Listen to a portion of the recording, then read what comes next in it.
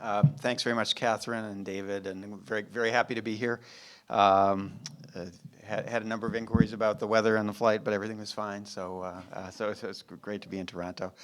Um, the Council of Institutional Investors, my organization, was formed in 1985, and there were a number of impetuses for its formation. The core membership are public pension funds in the United States. CalPERS and CalSTRS and various other public funds started the organization.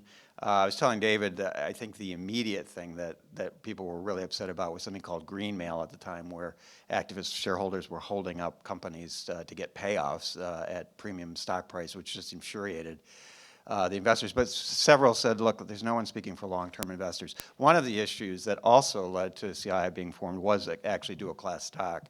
And there was a fair amount of consensus, and continues to be among our core membership of pension funds and other asset owners in the United States, that dual class is problematic. At that time, the New York Stock Exchange had a long time, not always followed, but a long time policy against dual class stock in general that dated from informally from the 1920s, formally from the 1930s, and it came out of problems that arose at that time in the market from dual class stock structures.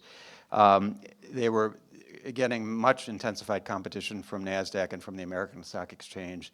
And one of the pitches that NASDAQ and the American Stock Exchange made to managements of companies that were going to list was the opportunity to have dual class structures of various kinds.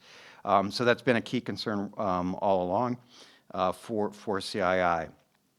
Now, my general view is that most of the important elements in corporate governance are actually qualitative things.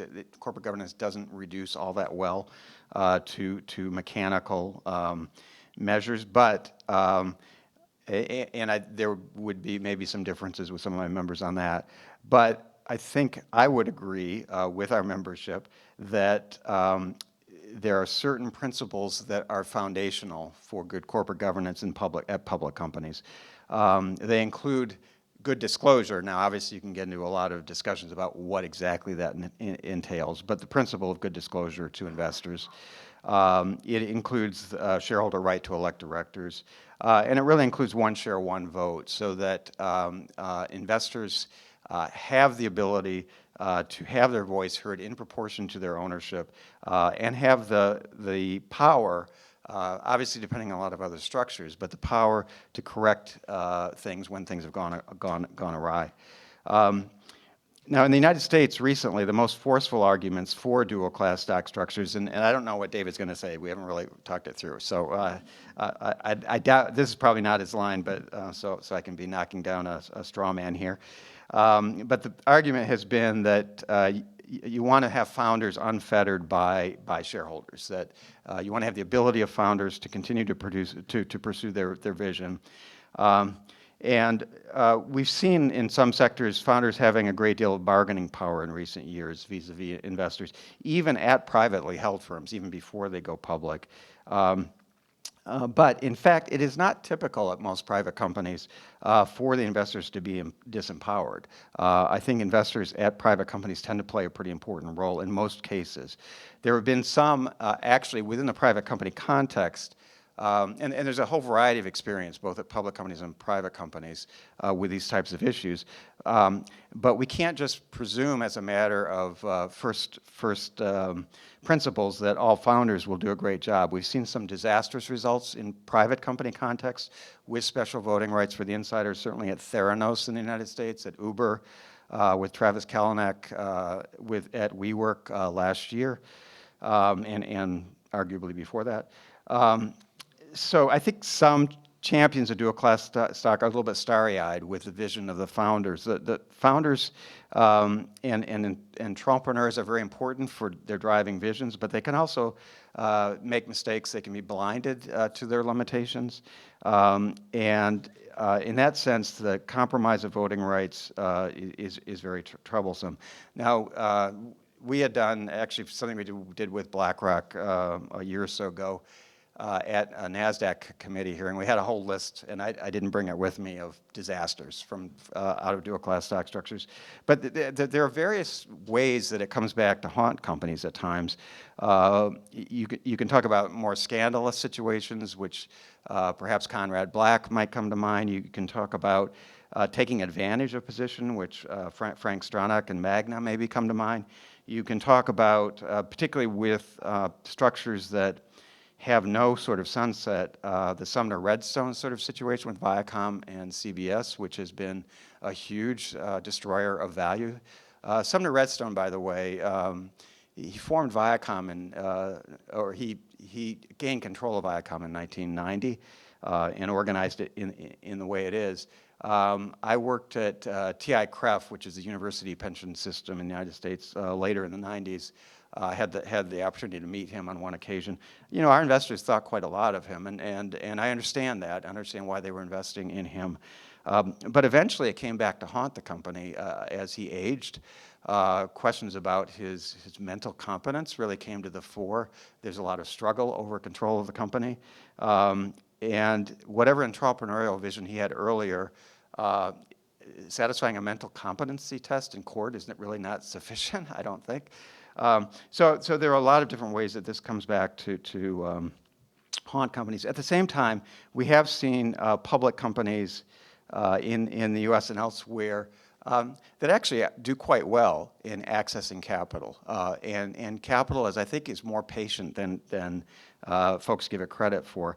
I saw an unfortunate article last week attacking dual-class stock at tech companies. It was unfortunate because it named 3 companies. It started with Snapchat, which is a good poster child for problems in my view. But then the next 3 companies it names were all actually one share, one vote companies, including Tesla, Amazon. I think the other one was Apple, which I thought, this is really odd. But anyway, great companies, but that have succeeded with one share, one vote. And by the way, we have no problem with a founder having a lot of shares who has one vote per share. I think Elon Musk has about 20% of the shares at Tesla, and that's fine. So bottom line, we oppose dual class as a matter of principle, always. But it does seem to me that the real danger is longer term. So the argument can be made, I think, persuasively, that at IPO investors can price in the risk around dual class stock structures. But I think it's very difficult to make the case that they're pricing in any sort of questions around risk 10 years out. And what we're doing is creating a long-lasting structure in most cases that very well may cause problems down the line. So we've recently suggested the idea of sunsets, and we like time-based sunsets of 7 years or less. It's partly based on academic literature. There's some literature suggesting that the companies that are able to get dual-class structures at IPO, presumably without a significant discount, tend to be more dynamic companies, so they have a premium at IPO, but it declines over time, according to some studies. And the best one I saw says that 6 to 9 years out, the lines cross, and these companies are valued overall, on average, below their peers. So we support the idea of sunsets. About 30% of companies that IPO currently in the United States with dual-class stock structures have sunsets. So there's some market acceptance of this.